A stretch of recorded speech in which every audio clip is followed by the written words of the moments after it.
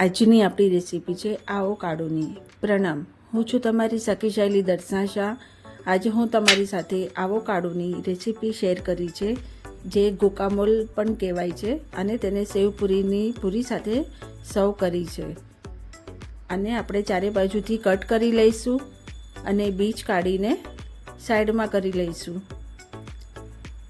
હવે ચારે બાજુથી થોડું કટ લગાવી તેની અંદરના પલ્પ કાઢી લઈશું.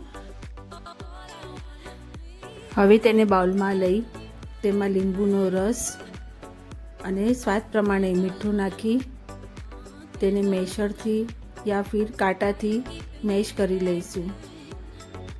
આવોકાડોને માર્કેટમાં લેતા પહેલાં ધ્યાન રાખવું કે તે ગ્રીન કલર કડક પણ ના હોય અને થોડા પાકેલા પણ ના હોય, અને તે બ્રાઉન કલર પર આવે છે તેવા ટાઈપના લેવાના હોય છે. હવે આમાં બાફેલા ચણા, લીલી ચટણી, કોથમીર અને લીલા મરચાંની પેસ્ટ નાખી બધું મિક્સ કરી લઈશું. આવોકાડો ખાવામાં ગુણકારી અને આપણી હેલ્થને ખૂબ બેનિફિટ આપે છે. હવે તેને એક બાઉલમાં કાઢી તેને આપણે સેવપુરીની પૂરી સાથે સર્વ કરીશું.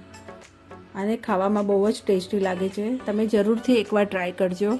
અને મારી રેસીપી પસંદ આવે તો મારી ચેનલને લાઈક, શેર અને સબસ્ક્રાઈબ જરૂરથી કરજો. ફરી મળશું નવી રેસીપી સાથે.